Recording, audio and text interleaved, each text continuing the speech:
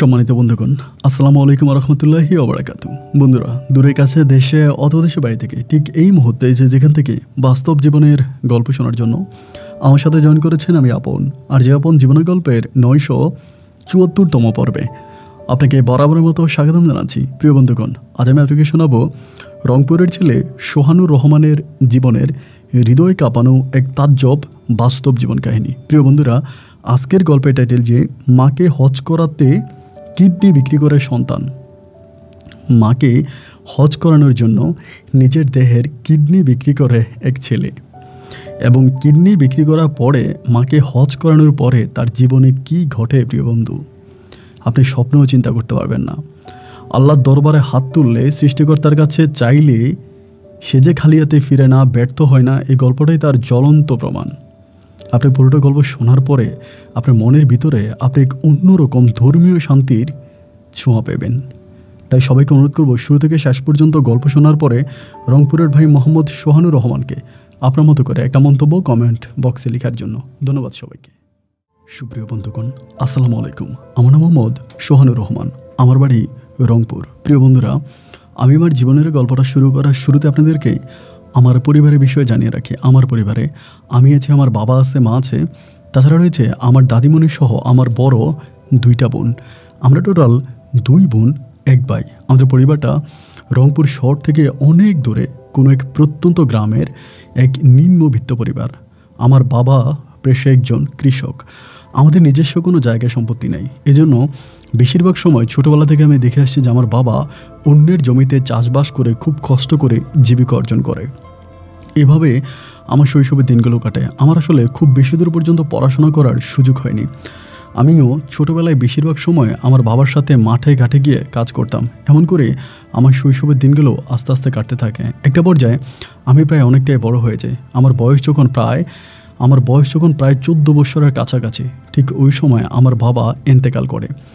আমার বাবা মারা যায়, এবং বাবা মারা যাওয়ার আগেই বাবা আমার যে বড় 2টা বোন আছে, আমার বড় 2 বোনের বিয়ে দিয়ে যায়। কিন্তু সেই পর্যন্ত আমার দাদিমণি কিন্তু বেঁচে ছিল।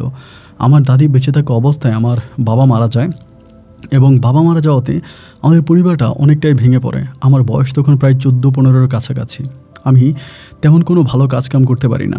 বাবা মারা যাওয়ার পরে পরিবারে এক অন্যরকম অভাব অনটন দেখা দেয়। কিন্তু আমার বোনদেরকে যেখানে বিয়ে দিয়েছি, আমার বোনরাও কিন্তু খুব ভালো কোনো পরিবারে বিয়ে হয়নি। তাদের পরিবারগুলো এক মধ্যবিত্ত পরিবার। এই জন্য সবসময় তাদের পরিবার থেকে আমার মাকে প্রেশার দিত, মানে টাকা দেন, পয়সা দেন, এই দেন, ওই দেন, এটা ওইটা, শুধুমাত্র যৌতুক চাইতো। আমার মায়ের পক্ষে আমার বোনদের পরিবারে কোনো টাকা পয়সা দেওয়া সম্ভব হচ্ছিল না, যার জন্য শ্বশুরবাড়িতে আমার বোনেরা খুব বেশি শান্তিতে ছিল না। সেখানেও তাদেরকে অনেক দুঃখ, কষ্ট আর যন্ত্রণা পোয়াতে হতো। এমন করে আমার বয়স যখন প্রায় 17 বছরের কাছাকাছি, ঠিক ওই মুহূর্তে আমার দাদিমণি মারা যায়। দাদি মারা যাওয়াতে মা কান্না করতে করতে সবাইকে একটা কথা বলে, ভালো হয়েছে, দুনিয়াতে বেঁচে থাকতে খাবারের কষ্ট পাইতো, ওষুধের কষ্ট পাইতো, রাতভর কত চিৎকার করতো, একটা ট্যাবলেট কিনে দেওয়ার মতো সামর্থ্য আমাদের ছিল না। যাই হোক, মরে গেছে, পরকালে হয়তো ভালোই থাকবে, এগুলো আমার মা বলতো। এবং অভাবের ওই সংসারে মায়ের কথাগুলো শুনতে আমার নিজের কাছে অনেক খারাপ লাগতো, কিন্তু কিছুই করার নাই। এটাই তো ছিল আমাদের পরিবার, এটাকে মেনে নিয়েই সামনের দিকে যেতে হবে। এরকম করে আমি তখন চিন্তা করলাম যে কী করা যায়। আমি আসলে খুব বেশি মাঠে ঘাটে কাজ করতে পারি না, কারণ আমার স্বাস্থ্যটা অনেক বেশি, মানে আমার স্বাস্থ্যটা, আমি একটু মোটা টাইপের মানুষ ছিলাম। এই জন্য খুব বেশি মাঠে ঘাটে কাজ করতে পারতাম না, এবং মাঠের কাজে কেউ আমাকে নিয়েও যেত না। আর আমি মাঠের কাজ খুব ভালো পারতামও না। ধরেন জমি পরিষ্কার করার জন্য যদি বসি, তাহলে আমার শরীরের চাপেই প্রায় অনেক ধান গাছ শুয়ে যায়। এই জন্য কেউ আমাকে মাঠে কাজ করার জন্য নিত না। আমি তখন ভাবলাম যে কী করব। এরকম চিন্তাভাবনা করার পরে একদিন আমাদের বাজারের ওখানে বসে আছি। বাজারের ওখানে বসে থাকা অবস্থায় আমি এক ব্যবসায়িকের সাথে কথা বলতেছি। ওনার অনেকগুলো ভ্যান গাড়ি আছে এবং রিক্সা আছে, উনি এগুলো ভাড়া দেয়। তো ওনার সাথে কথা আমি বললাম যে কাকা, আমারে কি রিক্সা দেবেন চালানোর জন্য? উনি আমার বলে, তুই তো রিক্সা উঠলে রিক্সা ভেঙে যাবে। একে তো গরিব, তার উপর আল্লাহ শরীরে এত বেশি মাংস দিয়েছে, সে মাংস কমানোর কোনো উপায় নেই। পরে আমি বললাম যে ঠিক আছে, আপনি রিক্সা না দিলে আমার একটা ভ্যান গাড়ি দেন, আমি একটা ভ্যান গাড়ি চালাই। উনি আমার বলে, হ্যাঁ এইটা ঠিক আছে, কারণ ভ্যান গাড়ি চালাইতে পারিস, কারণ ভ্যান গাড়িতে মাল উঠে তুই গাদার মতো টানবি, তোরা লাগেও গাদার মতো, ঠিক আছে, তোরা একটা ভ্যান গাড়ি দেবো, কালকে আসিস। এর পরের দিনে আমি তখন সকালবেলা ওনার দোকানে গেলাম, এবং দোকানে যাওয়ার পরে উনি আমাকে একটা ভ্যান গাড়ি বুঝিয়ে দিল। তো আমি আসলে খুব ভালো ভ্যান গাড়ি চালাইতে পারি না। এরপরে একটু একটু করে এলাকাতে এদিকে ওদিকে চালাইলাম, মোটামুটি শিখলাম। শিকার পরে আমাদের এলাকাতে অনেক সবজির চাষ হয়। তো রাত দুপুরে সবজির ওই বাজার বসে, মানে পাইকারি বাজার বসে। তো আমি কী করতাম, আমাদের এলাকা থেকে সবজি নিয়ে যাইতাম, পাইকারি বাজারে সবজি নিয়ে যাইতাম এবং সেখানে সবজি বিক্রি করতাম। আলহামদুলিল্লাহ আমার সময়গুলো খুব ভালোই কাটতে থাকে। আস্তে আস্তে করে আমি এই ভ্যান গাড়ি চালিয়ে একটু সুখের ছোঁয়া দেখতে পাই, পরিবারের জন্য কিছু ইনকাম করতে পারি এবং আমারও দিনগুলো প্রায় অনেকাংশেই ফিরে যায়। আল্লাহ তাআলার কাছে অনেক শুকরিয়া যে আল্লাহ আমাকে এই পর্যন্ত এনেছে। এরপরে সময়গুলো আরও ভালো কাটতে শুরু হয়। এরকম করতে করতে আমি প্রায় অনেকটাই বড় হই, একদম যুবক বয়সী হয়ে যাই। তো ঘরে মা আর আমি, আমাদের আর কোনো সদস্য নাই। 2টা বোনকে বিয়ে দিয়েছি। মাঝে মাঝে 2 বোনের মাঝে এক বোন বা ওই বোন আইসা বাড়িতে 2-1 দিন থেকে যায়, এরকমভাবেই আমার সংসারটা কাটতেছে। এইভাবে একদিন আমি একটা অনেক দূরের ভাড়া পাইছি। অনেক দূরের ভাড়া বলতে আমাদের এলাকাতে একজন লজিং মাস্টার ছিল, উনি লজিং থাকতো। তো সেই মাস্টারের বাড়ি অনেক দূরে, তিনি তার মাল সামানা যা আছে সব কিছু নিয়ে চলে যাবে, মানে এখানে উনি আর থাকবেন, ওনার বাড়িতে চলে যাবে। তো আমাকে বলল যে সোহান ভাই আমার একটু বাড়িতে দিয়ে আইসেন। তো আমি বললাম যে ভাই ঠিক আছে। দুপুরের পরে রওনা দিলাম। আমি ভাবলাম যে হয়তো কাছেই হবে, আমি আগে কখনো যাই নাই। কিন্তু যাওয়ার সময় দেখি যে রাস্তাঘাটগুলো খুবই ভাঙা, একদম ভাঙা রাস্তাঘাট। এবং এরকম করতে করতে একটা পর্যায়ে প্রায় আসরের নামাজের পরে ওনার বাড়িতে গিয়ে পৌঁছাইলাম। তো আসরের পরে পৌঁছানোর পরে আমি বললাম যে ভাই আপনি বলেছিলেন, তাই আমি ভাবলাম হয়তো কাছাকাছি হবে, কিন্তু এত দূরে এটা তো আমি জানতাম না। ওই মাস্টার তখন আমার বলতেছে ঠিক আছে, যেহেতু এত দূরেই একটা কাজ করেন, আপনি থাইকা যান, আজকে আর কষ্ট করে যাওয়ার দরকার নেই, যেহেতু আসছেন আজকে থাইকা যান। আমি তখন বললাম কি বললেন থাকবো, আমি তো আমার কাজের জন্যই আসছি, এখন আমি থাকবো না, চলে যাব। উনি বলে না, রাতের বেলা যায়েন না, আকাশে অনেক মেঘ করেছে, হয়তো একটু বৃষ্টি আসতে পারে, যায়েন না। পরে আমি চিন্তা করলাম যে যুবক মানুষ, ওনাদের বাড়িতে থাকবে এবং ওনার বাড়িও তো অনেক দূরে, ঠিক আছে চলে যাই। আমি বললাম যে না রে ভাই আমি থাকবো না, আমি চলে যাব। এরপরে রওনা দিয়ে দিলাম বাড়ির দিকে, বাড়ির উদ্দেশ্যে রওনা দিলাম। রাস্তাগুলো তো খুবই ভাঙা, আমি প্রায় 3 ভাগের 1 ভাগ জায়গাও আসতে পারি নাই, মাগরিবের আজান দিয়ে দিছে। কিন্তু আমার কাছে একটা টর্চ লাইট ছিল। গুটগুটের ওই অন্ধকার আকাশে প্রচুর মেঘ জমে আছে, এই বৃষ্টি এলো বলে একটা অবস্থা এবং চারদিকে শীতল বাতাস বইতেছে। চিন্তা করলাম যে কি করব। এরকম করে আস্তে আস্তে করে ভ্যান গাড়ি চালাতে চালাতে একটা তেঁতুল গাছ ছিল, অনেক বড় একটা তেঁতুল গাছ। এবং ওই তেঁতুল গাছের নিচে আসার পরে হঠাৎ করে আমি কী জানি একটা জিনিস দেখতে পেলাম। মানে কী জানি একটা জিনিস বলতে এরকম যে হঠাৎ করে তেঁতুল গাছের সামনে যে বাঁশ ঝাড়টা ছিল, ওই বাঁশ ঝাড়টা একদম গাছ মানে রাস্তার মধ্যে এসে পড়ে আছে। তো রাস্তার মধ্যে পড়ে আছে, আমার কাছে মনে হলো যে বাঁশ ঝাড়গুলোর উপরে সম্ভবত কেউ একজন বসে আছে, যে একজন বসে বাঁশ ঝাড়গুলোকে রাস্তার মধ্যে চাপা দিয়ে ধরে আছে, এরকমটা আমার কাছে মনে হচ্ছে। তাই একেবারে গুটগুটে অন্ধকার, বাতাস আসতেছে, 1 ফোঁটা 2 ফোঁটা করে বৃষ্টিও পড়তেছে। আমি ভাবলাম যে আল্লাহ কী করা যায়, কী করব, পিছনের দিকে দৌড় দিব না কি করব। এরপর আমি বাড়ির মানে আশেপাশে তেমন কোনো বাড়িঘরও দেখতে পাচ্ছি না, যে কোনো একটা বাড়িতে গিয়ে আমি দৌড়ে কোনো রকমভাবে আশ্রয় নিব, এরকম একটা অবস্থাও নাই। পরে ভাবলাম যে বাঁশ ঝাড়টা একটু উপরের দিকে উঠাই বা কোনো কিছু দিয়ে উপরে উঠে দেখি যে যাওয়া যায় কিনা। আমি হঠাৎ করে আবার সামনে খুব ক্লিয়ার দেখতে পাচ্ছি, মানে সামনে আর কোনো ভয়ানক কোনো কিছু দেখা যাচ্ছে না, যেটাকে আমি একটু আগে দেখলাম যে বাঁশ ঝাড়ের উপরে বসে আছে এরকম। তো আমি তখন আস্তে আস্তে করে এই আপনার ভ্যান গাড়িটাকে রেখে সামনের দিকে হাঁটতেছিলাম। একটু একটু করে সামনে যাওয়ার পরে আমি তখন বাঁশ ঝাড়টাকে উপরে উঠানোর চেষ্টা করতেছি, মানে খুবভাবে ট্রাই করতেছি যে অন্তত একটুখানি জায়গা হলে হয় আমার ভ্যান গাড়িটা যাওয়ার মতো। কিন্তু সেখানেও আমি আর উঠাতে পারতেছি না। অনেক টানাটানি করে কষ্ট করে একটুখানি সাইড করলাম, একটু সাইডে নিলাম এবং সাইডে নেওয়ার পরে আমি আবারও যখন ভ্যান গাড়ির কাছে আসলাম, ভ্যান গাড়িটা টান দিব, এই মুহূর্তে দেখি যে বাঁশ ঝাড়টা আমি যে টাইনে যেখানে নিয়ে গেছিলাম এটা ওইখান থেকে আবারও সেম জায়গায় চলে আসছে, আবারও আগের জায়গায় চলে আসছে, আগের পজিশনে। আমি ভাবলাম তাইলে কী করা যায়, কিরে আমি টাইনে দিলাম আবার চলে আসলো কেন। তারপর মনে হলো যে হয়তো যেহেতু বাঁশের টার্নটা এদিকে, এই জন্য হয়তো বাঁশ টার্ন নিয়ে চলে আসছে। আমি আবারও ভ্যান গাড়িটাকে থামিয়ে পুনরায় আবারও ওখানে গেলাম এবং ওইখানে যাওয়ার পরে এবার খুব শক্ত করে বাঁশ ঝাড়টাকে আমি টানতেছি একটা পাশে নিয়ে যাওয়ার জন্য। কিন্তু ভাই আমি আমার শরীরের সমস্ত শক্তি প্রয়োগ করার পরেও আমি বাঁশ ঝাড়টাকে কোনোভাবেই সাইডে নিয়ে যেতে পারতেছি না। আমার ভিতরে তখন ভয় ঢুকে গেল, ইয়াল্লা এটা কি। এবং একটা পর্যায়ে হঠাৎ করে তুফান শুরু হলো এবং তুফান এত পর্যায়ে তুফান যে মনে হয় আমার ভ্যান গাড়িটাকে পর্যন্ত উড়াই নিয়ে যাবে, এরকম একটা অবস্থা। আমি দোয়া দরুদ পড়তে শুরু করি এবং এরই মাঝে হঠাৎ করে চারপাশ থেকে আমি এক ভয়ানক শব্দ শুনতে পাই, যে শব্দ আমি আমার জীবন দশায় কখনোই শুনি নাই। একেবারে মোর শব্দ যেন পুরো দিকটিকে একেবারে ঘিরে তুলতেছে। ভয়ে তখন আমার কলিজা শুকিয়ে যাওয়ার মতো অবস্থা। আমি দৌড়াদৌড়ি পড়তে শুরু করলাম, কিন্তু আশেপাশে আমি কাউকেই দেখতে পাচ্ছি না। এরকম করে বাতাস তুফানে যখন আমার ভ্যান গাড়িটাকে উড়ে নিয়ে যাচ্ছে, আমি তখন উপরের দিকে তাকিয়ে যেটা দেখতে পেলাম যে সাদা টাইপের কোনো একটা কাপড়ের মতো কিছু একটা আমার মাথার উপর দিয়ে কখনো এদিকে যাচ্ছে, কখনো ওদিকে যাচ্ছে। আমি তখন বুঝে গেলাম যে আল্লাহ, আমার আর বাঁচার কোনো উপায় নেই। আমি তখনই ট্যানগাড়ি সব কিছু লাইট সব কিছু রেখে দৌড়ে পালানোর চেষ্টা করলাম, এবং দৌড়াতে একটা পর্যায়ে একটা বাড়ির মধ্যে এসে ঢুকলাম, এবং বাড়ির ভিতরে ঢুকে মাগো বলে ডাকতে শুরু করলাম। তখনই একটা মানুষ জানালা খোলার পরে বলতে, কে আপনি, কোত্থেকে আসছেন? আমি বললাম, দেখেন আমি খুব বিপদে পড়েছি, আমাকে একটু সাহায্য করেন। ওই ভিতরের মহিলাটা বলতেছে, দেখেন আমার বাড়িতে কোনো পুরুষ মানুষ নাই, আমি আপনাকে কোনো সাহায্য করতে পারবো না। আমি বললাম, দেখেন আমি কোনো শত্রু না, আমি কোনো ডাকাত না, চোর না, আমি কোনো সন্ত্রাসী না, আমি একটু উপকারের জন্য আসছি। বলে, কী হয়েছে বলেন, ওইখান থেকেই বলেন। আমি বললাম, মারে আমি আমার ভ্যান গাড়ি নিয়ে রওনা দিয়েছিলাম, আমি অমুক গ্রামে গেছিলাম, সেই গ্রাম থেকে আমার বাড়িতে রওনা দিয়েছি, কিন্তু এই তেঁতুল গাছের গোড়ায় আসার পরে, তেঁতুল গাছের নিচে আসার পরে হঠাৎ করে আমি এরকম একটা বিপদের সম্মুখীন হয়েছি। মহিলা আমাকে বলে, আপনি কি জানেন না যে এই জায়গাটা ভালো না, আপনি ওখান দিয়ে এত রাতের বেলায় রওনা দিয়েছেন কেন? আকাশে অনেক এত মেঘ করে আছে, এত এরকম একটা মানে খারাপ অবস্থার ভিতরে। আমি তখন বললাম, আমি তো জানি না গো মা, আমাকে যদি একটু সাহায্য করেন।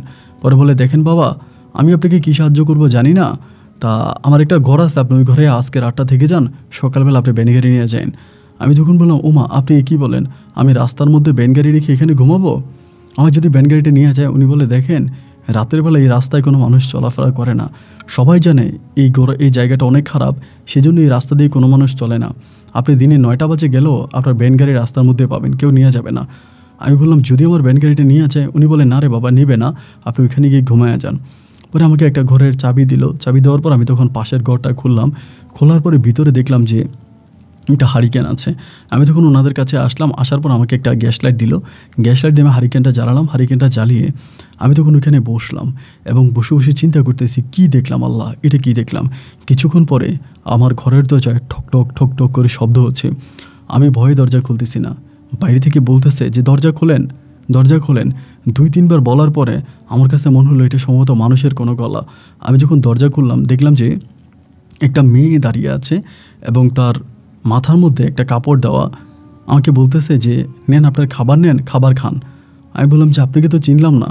বলে, এটাই আমাদের বাড়ি, নেন খাবার খান। আমাকে খাবার দিল, এবং খাবার দেওয়ার পর আমি তখন ঘরের ভিতর খাবারটা নিয়ে আমি দরজাটা লাগিয়ে দিলাম। হারিকেনের আলোতে আমি তখন খাবার খাইলাম। খাওয়ার পরে আমার তো আর ঘুম আসতেছে না, কখনো খাটের এই পাশ, কখনো খাটের ওই পাশ, এরকম করতে করতে সকাল হয়ে গেল। এবং সকাল হয়ে যাওয়ার পর আমি তখন উঠলাম। উঠে দেখি যে তাদের বাড়ির মধ্যে কেউ নাই। কেউ একজন হাঁস মুরগ ছেড়ে দিয়েছে, হাঁস মুরগিগুলো উঠানের মধ্যে দৌড়াদৌড়ি করতেছে, বাট বাড়ির মধ্যে কোনো মানুষ নাই। আমি ডাকলাম, কেউ কি আছেন গো বাড়িতে? একজন মহিলা ঘর থেকে আবারও বলে উঠলো যে, বাবা তুমি বসো, তোমার জন্য নাস্তা পাঠাচ্ছি। আমি বললাম, না আমি নাস্তা করবো না, আমি চলে যাচ্ছি। সারা রাত আপনাদেরকে অনেক কষ্ট দিয়েছি, আমার উপরে রাগ অভিমান রাখেন না। বলে, না বাবা, আমার বাড়ি থেকে নাস্তা করা ছাড়া তুমি যাবা? আমি বললাম, না গো, আমি চলে যাই। এই বলে আমি তখন হাঁটতে আবার ওই তেঁতুল গাছের নিচে গেলাম, এবং তেঁতুল গাছের নিচে যাওয়ার পরে ভাই, আমি এমন দৃশ্য আমার জীবনেও দেখি নাই। আমি যে বাঁশ ঝাড়গুলো দেখলাম যে রাস্তার মধ্যে শুয়ে আছে, রাস্তার মধ্যে পড়ে আছে, আমি শত টানার পরেও বাঁশ ঝাড়গুলোকে সাইড করতে পারতেছিলাম না। আমি দেখি যে ওই বাঁশ ঝাড়গুলো একদম সোজা হয়ে দাঁড়িয়ে আছে, এবং একটা বাঁশও বাঁকা নাই, একটা বাঁশও রাস্তার মধ্যে পড়ে থাকা নাই। যখন বাতাস আসলো, তুফানের মতো আসলো, তখন বাঁশের পাতাগুলো পুরো রাস্তায় পড়ে জমে গেল। কিন্তু আমি সকালে যাওয়ার পর দেখি যে রাস্তাটা মনে হয় পরিষ্কার করে রেখেছে, ওখানে ঝাড়ের বাঁশ পাতার কোনো ছোঁয়াও নাই। এবং আমি ঠিক আমার ভ্যান গাড়িটাকে যেখানে রেখেছি, ভ্যান গাড়ি ঠিক সেখানেই আছে। আমি তখন আল্লাহর নামের পরে আবার আমার ভ্যান গাড়িতে উঠে ভ্যান গাড়ি দিলাম টান। ভ্যান গাড়ি টানতে এক পর্যায়ে আমি আমার বাড়িতে এসে পৌঁছাই, এবং বাড়িতে আসার পরে আমি তখন মাকে এই ঘটনাগুলো মোটামুটি খুলে বলি, এবং মা তখন আমাকে খুব বকা দেয়। মা আমাকে বলে যে, তুই গিয়েছিলি কেন? এই জায়গাগুলো খারাপ, এটা তো সবাই জানে, ওই জায়গা দিয়ে কোনো মানুষ দিনে রাতে চলে না, তুই গেলি কেন? যাই হোক, বাড়িতে আসছি। বাড়িতে আসার পর এরকম করে সময়গুলো কাটতেছে, প্রায় 20-25 দিনের মতো কেটে গেল। 20-25 দিন পরে আমার হঠাৎ করে ওই বাড়ির মানুষগুলোর জন্য কেমন জানি আমার মনের ভিতর একটা অন্যরকম কৌতূহলের জন্ম হলো যে মানুষগুলো কারা। আমি 2টা মানুষের নাম শুনেছি, মানে কথা শুনেছি। একজন এসে রাতের বেলা আমাকে খাবার দিয়ে গেল এবং আরেকজন মহিলা ঘর থেকে কথা বলল। এবং এটা কেমন পরিবার, যে পরিবারে কোনো পুরুষ মানুষ নাই। সব কিছু মিলে আমার ভিতরে কেমন জানি একটা কৌতূহলের জন্ম হলো যে আসলেই বিষয়টা কি। আমি এটা একটু যাচাই বাছাই করব, তাদের পরিবারে আসলে কে থাকে বা পরিবারের মানুষগুলো কোথায়। এই বিষয়গুলো নিয়ে যখন আমার ভিতরে টেনশনের জন্ম হলো, বেশ কিছুদিন পরে আমি একদিন চিন্তা করলাম যে আমি তাদের বাড়িতে যাব। তো তাদের বাড়িতে যাব, এজন্য সকাল সকাল রওনা দিলাম, ভ্যান গাড়ি নিয়ে রওনা দিলাম। কিন্তু ওই তেঁতুল গাছের গোড়া দিয়ে না, তেঁতুল গাছের নিচে দিয়ে না গিয়ে অন্য একটা রাস্তা দিয়ে আমি অনেকগুলো ফল ফ্রুট এটা ওইটা কিনলাম। কিনে প্রায় আপনার 10টা থেকে 11টার মধ্যে ওদের বাড়িতে গেলাম। এবং যাওয়ার পরে বাড়িটা সেম একইভাবে শুনশান নীরবতা, বাড়ির মধ্যে তেমন কোনো মানুষ নাই। আমি গিয়ে ডাক দিলাম, কেউ কি আছেন গো বাড়িতে? পরে ওই একই মহিলা ঘর থেকে বলতেছে, বাবা কে তুমি? আমি তখন বললাম, ওই যে বেশ কিছুদিন আগে আপনাদের বাড়িতে আসছিলাম, রাতের বেলায় থেকে গেলাম, আমার নাম হচ্ছে সোহানুর রহমান, আমার বাড়ি অমুক গ্রামে। পরে বললো, আজকে কি আবার বিপদে পড়ছো? আমি বলি, না, সেদিন রাতে আপনাকে মা করে ডাকলাম তো, তাই আপনাকে একটু দেখতে আসছি। বলে, বাবা আমি তো পরপুরুষের সামনে যাই না। আমি বললাম, এরপরেও যদি কিছু না মনে করেন, আমি আপনাদের বাড়িতেই বেড়াইতে আসছি, আসবো ঘরে। তো বলে, আচ্ছা ঠিক আছে, আসো, ঘরে আসো। পরে ঘরে গেলাম, খুবই পর্দা করা একজন মহিলা, বয়স্ক মহিলা আমার কাছে আসলো। এসে আমাকে বলে, তুমি এসব নিয়ে আসছো কেন? আমি বললাম, আসছি, আপনাদের সেদিন আমি কিছু দিতে পারলাম না, আপনারা আমার এত উপকার করলেন, আমি আপনাদের জন্য কিছুই করতে পারলাম না, এই জন্য সামান্য কিছু ফল ফ্রুট নিয়ে আসছি। পরে আমাকে বলে, না বাবা, এসবের কোনো প্রয়োজন ছিল না, তুমি এমনিতেও তো আসতে পারতা। আচ্ছা ঠিক আছে, বসো। তো দুপুরের মধ্যে তারা তখন মুরগি জবাই দিল এবং মুরগি জবাই দিয়ে খুবই সুস্বাদু খাবার আমার জন্য রান্না করলো এবং খাবার দাবার রান্না করলো। আমি তখন পেট ভরে খাবার দাবার খাইলাম। ভাবলাম যে আমি চলে যাব। মহিলা আমাকে বলতেছে, বাবা এই রাস্তাঘাটগুলো ভালো না আমাদের গ্রামের চারপাশে, তুমি যেও না, রাতটা থেকে যাও, তুমি সকালে যাইও। পরে আমি বললাম যে আমি তো আপনাদের সম্বন্ধে কিছুই জানি না, একটু যদি আপনার সাথে কথা বলতাম। উনি বলে, হ্যাঁ বলো না বাবা। আমি বললাম যে আপনার পরিবারে কে কে আছে? বলে, আমি আছি আর আমার কন্যা আছে, আমার স্বামী ছিল, তিনি মারা গেছে, আমার পরিবারে আর কোনো মানুষ নাই। তাই আমি বললাম, আপনাদের এই বাড়িটা একদম একা একটা বাড়ি, চারদিকে শুনশান নীরবতা। উনি বলে, আমাদের বাড়িটা বাড়ির ভিতরে ছিল, তো ওই গ্রামের ভিতরে থাকলে অনেক মানুষ আসে, নিজের পর্দা ঠিক রাখতে পারি না, এই জন্য আমি আর আমার মেয়ে আলাদা চলে আসছি, আমরা আলাদা বাড়িতে থাকি। তাই আমি বলে, আপনার মেয়ে আছে? বলে, হ্যাঁ, সেদিন রাতের বেলায় যে তোমার জন্য খাবার নিয়ে গেছিলো, এটা তো আমার মেয়ে ছিল। আমি বললাম, ও আচ্ছা, আপনার মেয়ের নাম কি? বলে, আমার মেয়ের নাম আমি খাদিজা রেখেছি, আমি মা খাদিজা বলে রাখি। এবং মেয়েও তখন পাশের ঘর থেকে আমাকে সালাম দিল, আমি তখন সালামের উত্তর নিলাম। পরে আমি বলতেছি যে আমি চলে যাই, আমি আজকে থাকবো না, অনেক তো কথাবার্তা হলো। উনি বলে, না থাকো। তারপর আমি চলে আসার জন্য চেষ্টা করি, কিন্তু আমাকে আসতে দেয় না। পরে আমি ভাবলাম যে ঠিক আছে, রাতটা থেকে যাই। তো আমি তখন রাতটা থেকে গেলাম এবং রাতটাও একদম খুবই মধুর একটা রাত ছিল, আকাশে চাঁদ উঠেছিল, তারাদের মেলা ছিল। সব কিছু মিলিয়ে আমি জানালা খুলে জানালার পাশে শুয়ে আছি। অনেকক্ষণ পরে রাতের বেলায় খেয়াল করে দেখলাম যে ওই মেয়েটা, ওনার যে একটা মেয়ে ছিল, সেই মেয়েটা ঘর থেকে বেরিয়ে আসছে। এবং ঘর থেকে বেরিয়ে আসার পরে মেয়েটা উঠানের মধ্যে বসে আছে চাঁদের আলোতে। এত সুন্দর লাগতেছে মেয়েটাকে, আমি আসলে বলে বোঝাতে পারবো না। আমার কাছে মনে হচ্ছে যেন আমি এখনই ঘর থেকে বেরিয়ে তার চুলের স্পর্শ নিয়ে নিই। এত মধুর সুন্দর চেহারা আমার জীবন আমি দেখে নেই। অনেকক্ষণ ধরে ঘরের ভিতর বসে বসে মেয়েটাকে দেখলাম, অনেক ভালো লাগলো। একটা পর্যায়ে আমি আস্তে আস্তে দেখলাম যে সে উঠে চলে যাচ্ছে। সেও মনে হয় বুঝতে পারছে যে আমি জানালাতে উঁকি মেরে তার চেহারা দেখতেছি। এক পর্যায়ে উঠে সে চলে গেল এবং আমিও ঘুমিয়ে পড়লাম। সকাল হলো, সূর্য উঠলো, নাস্তা সেরে আমি তখন রওনা দিলাম। কিন্তু নাস্তা করার সময় মেয়েটার হাত পা আমি দেখেছি, যদিও পর্দা করে আছে, হাত পা দেখলাম এবং হাত আর পাগুলো এতটাই ফর্সা ছিল, এতটাই সুন্দর ছিল, আমার আসলে খুব ভালো লেগেছে। সত্যিকার তো অনেকটা ভালো লেগেছে। এবং ভালো লাগার পরে আমি তখন সকালবেলা আবার বাড়িতে চলে গেলাম। বাড়িতে যাওয়ার পরে সেদিন রাতে আমি তখন মাকে বিষয়টা জানালাম যে মা, এমন এমন ঘটনা, আমি এরকম একটা জিনিসের সম্মুখীন হয়েছি। তো সেই গ্রামের মেয়েটাকে আমার ভালো লাগছে, আমি তারে বিয়ে করতে চাই, এখন তুমি যদি অনুমতি দাও। আমার মা আমারে বলে, তুই কি মেয়ে দেখেছিস? আমি বললাম, না, মেয়ে দেখি নাই, তবে মেয়ের হাত পা দেখেছি। হাত পা দেখে বুঝলাম যে মেয়ে অনেক ফর্সা হবে, অনেক সুন্দরী হবে। মা আমারে বলে, ধুরো বোকা, চেহারা না দেখলে কি করে বুঝবে যে মেয়ে অনেক সুন্দর হবে? আগে তো তোকে মেয়ের চেহারা দেখতে হবে, তারপরে না বুঝতে পারবি মেয়ে সুন্দর না কালো। আমি তখন বললাম, না, আসলে এরকম কিছুই না, তো তুমি যাও না, একটা লোক পাঠাও, মেয়েটাকে দেখার ব্যবস্থা করো। আমার মা বলে, ঠিক আছে, আমি যাব। এরপরে আমার মা ওই বাড়িতে বিয়ের প্রস্তাব নিয়ে গেল।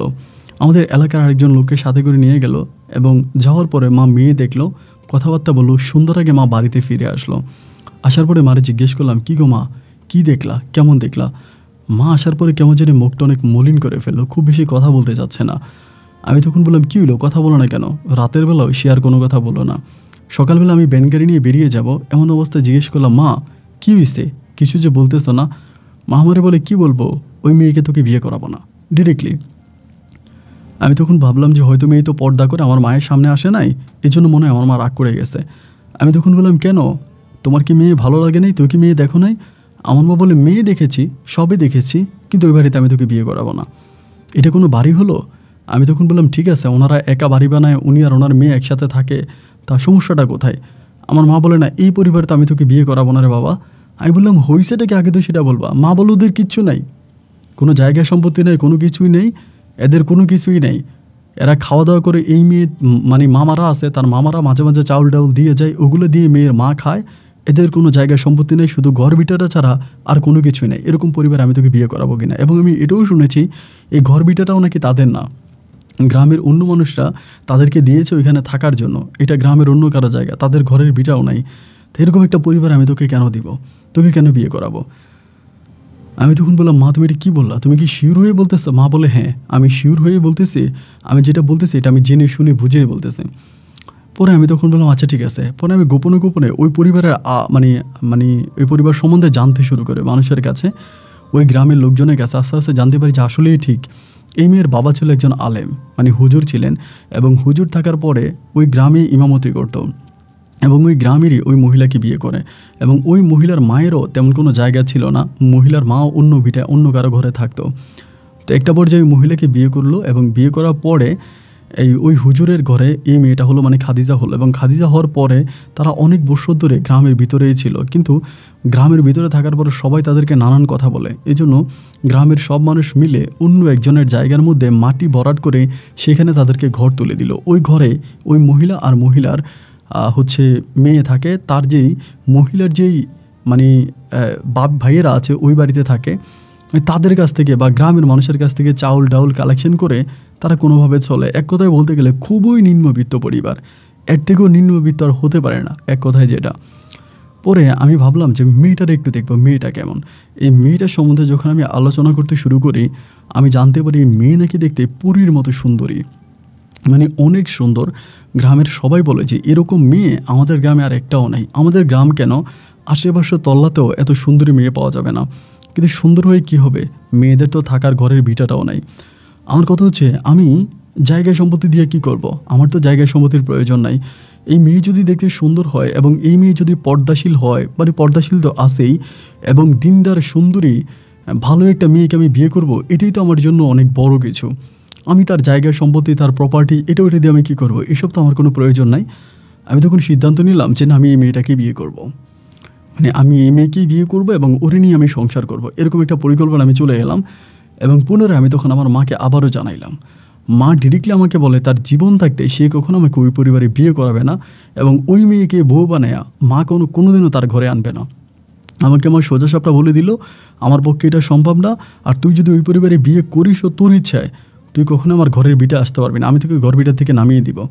এমন করে মা আমাকে ধমকাধমকি করে। এরকম করে বেশ কিছুদিন কেটে যাওয়ার পরে একদিন আমি মেয়েটাকে দেখতে পারি। মেয়েটাকে দেখতে পাই বলতে, সেই গ্রামে একজন লোক আছে মাহবুব ভাই বলে, ওই মাহবুব ভাইয়ের সহযোগিতায় আমি মেয়েটাকে একটা নজর দেখি। এবং ভাই, মেয়েও দেখতে এত সুন্দর ছিল, আমার তখন খুব ভালো লাগে। আমি মাহবুব ভাইয়ের মাধ্যমে মেয়ের আম্মার সাথে ডিরেক্টলি কথা বলি। আমি বলি, আমার মা যেহেতু রাজি নাই, আমি আপনার মেয়েকে বিয়ে করতে চাই। উনি আমাকে বলে যে না বাবা, তোমার মা রাজি নাই, সেখানে তুমি আমার মেয়েকে বিয়ে করবা, তোমার মায়ের মনে কষ্ট যাবে।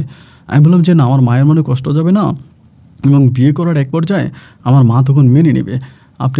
আপনি মানা করেন না, প্লিজ আপনি মেনে নেন। তো মহিলা আসলে মানতে চায় না। মাহবুব ভাই আছে, উনিও রিকোয়েস্ট করলো, গ্রামের আরও কয়েকজন আছে, আরও অনেকজন লোকজন আমি ধরেছিলাম। সবাই তখন মেয়ের মাকে অনুরোধ করলো যে আপনি মানা করেন না, ছেলে যেহেতু রাজি আছে আপনি বিয়েটা দিয়ে দেন। এরপরে গ্রামের সবাই মিলে তখন পারিবারিকভাবে, যেহেতু মেয়েটাও গরিব, তার তো বিয়ে হবেও না এবং এত সহজে তো তার বিয়ে হবে না, এজন্য গ্রামের সবাই মিলে আলাপ আলোচনা করে ওই খাদিজা আক্তারের সাথে তখন আমার বিয়েটা দিয়ে দেয় ওই গ্রামে। এবং বিয়ে দেওয়ার পরে আমি তখন খাদিজা আক্তারকে ওই বাড়িতে রাখি, আমার বাড়িতে আনি না। আমি আমার বাড়িতে থাকি, মাঝে মাঝে সেই বাড়িতে যাই, রাতের বেলায় থাকি, আবার দিনে চলে আসি। এরকম করতে করতে প্রায় বেশ কিছুদিন কেটে গেল, মাসখানেকের কাছাকাছি। এবং এই মাসখানেকের মাঝে আমার মা তখন বিষয়টা বুঝে গেল। যে আমি ওই বাড়িতে যাচ্ছি, ওই বাড়ির মেয়ের সাথে কথা বলতেছি এবং সেখানে আমি বারবার যাতায়াত করতেছি। মা তখন বিষয়টা বুঝলো এবং বুঝার পরে মা আমার অগোচরে বিষয়টা তখন যাচাই বাছাই করতে শুরু করলো যে আমি ওইখানে কেন যাচ্ছি, কাদের সাথে কথা বলি। এই বিষয়গুলো যাচাই বাছার একটা পর্যায়ে আমার মা তখন বুঝে গেল যে আমি ওখানে বিয়ে করেছি, মানে খাদিজা আক্তারকে বিয়ে করেছি। এবং এই বিয়ে করেছে জানার পরে মা তখন আমার সাথে এক অমানসিক অত্যাচার শুরু করে। আমার সাথে খুবই দুর্ব্যবহার, খারাপ ব্যবহার এবং এত পরিমাণে দুর্ব্যবহার করে যেটা আসলে নিতে পারি না। তুই আমার বাড়ি থেকে নেমে যা, তুই আমার বাড়িতে থাকবি না, এটা ওইটা। পরে আমি আমার মায়ের কথা না শুনেও ওই খাদিজা আক্তারের সাথে সংসার করে যাচ্ছি। গ্রামের সবাই তখন আমার আম্মাকে বুঝাইলো যে এরকম করো না, বা ছেলে যেহেতু বিয়ে করে ফেলছে এখন তো আর কিছু করার নাই, তুমি বউ নিয়ে বাড়িতে আসো। সবাই যখন মাকে প্রেশার দিল, মা তখন বললো যে আচ্ছা ঠিক আছে যা, কি আর করা, তুই বউ নিয়ে আয়। পরে আমি আমার এলাকার লোকজন নিয়ে ছোটোখাটো একটা অনুষ্ঠানের মাধ্যমে আমি তখন এই খাদিজা আক্তারকে বিয়ে করে বাড়িতে নিয়ে আসি।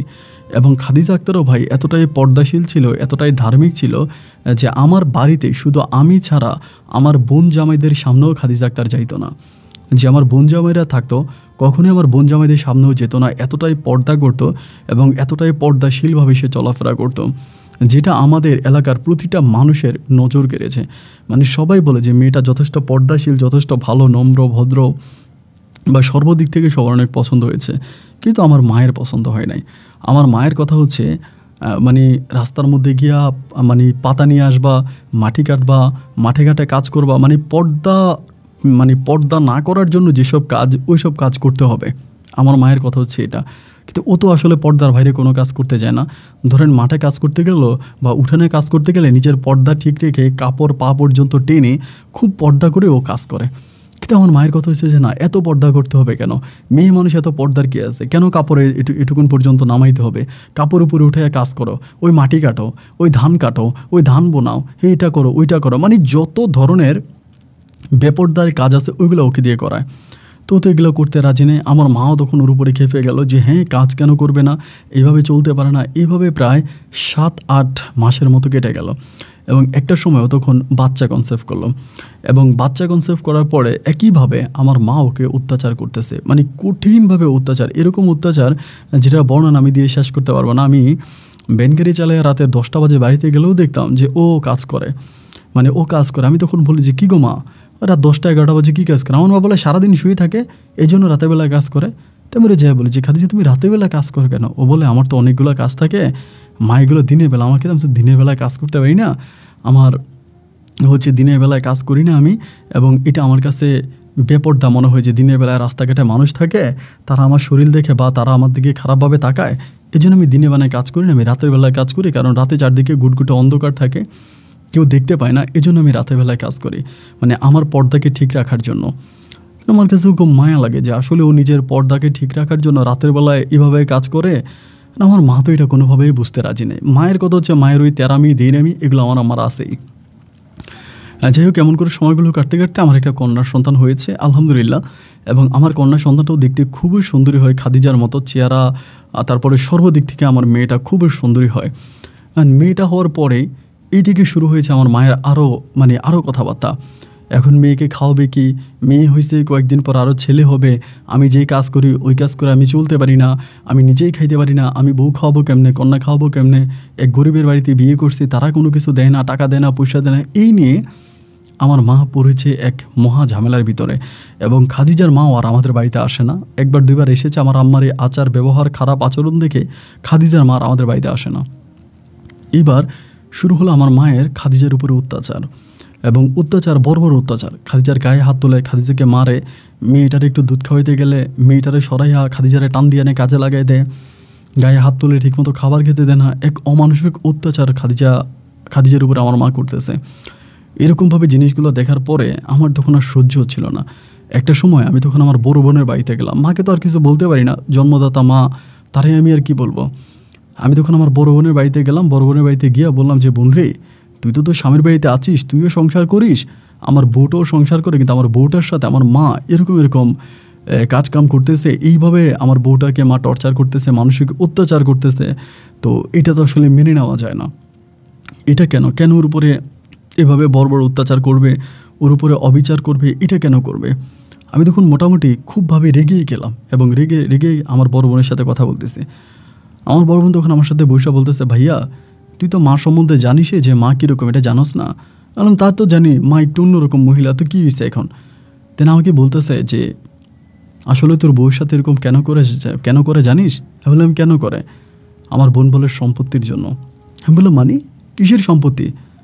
আমার বোন বলে তোর বউ তো তার বাপের বাড়ি থেকে কোনো কিছু নিয়ে আসে নাই। এটা হচ্ছে আমার মায়ের উপরে ক্ষোভ, মানে এটা আমার মা তোর বউর উপরে ক্ষোভ যে কেন সে কোনো কিছু আনলো না। তোর পাশের ঘরে তোর সমবয়সী যারা বিয়ে করছে তারা বউয়ের কাছ থেকে টাকা নিছে, বউয়ের টাকা দিয়ে বিদেশ গেছে, অনেকে ফার্নিচার দিছে। মানে আমাদের এলাকাতে ওই সময় যৌতুক প্রথাটা অনেক বেশি ছিল, মানে যৌতুক ছাড়া বিয়ে হয় না, এক কথা যেটা। এখন আমার মায়ের কথা হচ্ছে আমি কেন আমার শ্বশুরবাড়ি থেকে কোনো কিছু নিলাম না এবং আমার শ্বশুরবাড়ি থেকে কোনো কিছু কেন আমি আনি না, এই নিয়ে ধরেন আমার বউয়ের সাথে আমার মায়ের একটা দ্বন্দ্ব। তো আমার বোনকে বিচার টিচার দিয়ে আমি তখন রওনা দিলাম যে যাই হোক এরকম যেন করতেছে। আমি তখন বাড়িতে আসলাম অনেক রাতে, প্রায় 11টার দিকে বাড়িতে আসছি। 11টার দিকে বাড়িতে এসে দেখতেছি আমার ঘরের দরজায় আমার ব্যান গাড়ি ছিল, ব্যান গাড়িটা নাই। মারা ডাক দিলাম যে মা ব্যান গাড়ি কই? মা বলে আমি কেমনে জানি ব্যান গাড়ি কই, আমি তো ব্যান গাড়ি দেখি নাই। এবার ব্যান গাড়ি আর খুঁজে পাচ্ছি না, কিরে ব্যান গাড়ি কোথায় গেল? এবার খুঁজতে যেটা বুঝে গেলাম যে আমার ব্যান গাড়িটা চুরি হয়ে গেছে, আমার ব্যান গাড়িটা চুরি নিয়ে গেছে। এখন আমি কি করব? আমারই তো ব্যান গাড়িটাই ছিল আমার শেষ সম্বল, এটা চালিয়ে আমি আমার 2টা ভাত ডাল খেয়ে আমি বেঁচে থাকতাম, আমার পরিবার নিয়ে, আমার সন্তান নিয়ে, মা নিয়ে, বউ নিয়ে। তো এখন তো আর আমার এই ব্যান গাড়ি যেহেতু নিয়ে গেছে, তাহলে আমি এখন চলবো কেমন করে? আমি খাবো কি? আমার তো ইনকামের সমস্ত রাস্তা বন্ধ হয়ে গেছে, আমার তো এখন ইনকামের কোনো রাস্তা নাই এবং চলাফেরা করার মতো, আমি চলার মতো কোনো টাকা পয়সা আমার কাছে নাই। এবার আমি খুব টেনশনে পড়ে গেলাম, এদিক সেদিক কাজ করি। তার 2 দিন পরে আমার মা তখন আমার বলে ব্যান গাড়ি চুরি হয়েছে, ভালোই হয়েছে, আল্লাহ ভালোর জন্যই করছে। একটা কাজ কর, আমি গোপন সূত্রে একটা খবর পাইছি, তো শাশুড়ির কাছে নাকি 3-4 লাখ টাকা আছে, তো শাশুড়ির কাছ থেকে টাকাটাই না একটা সিএনজি কিনে ফেল। আমার মা আমারে বলতেছে।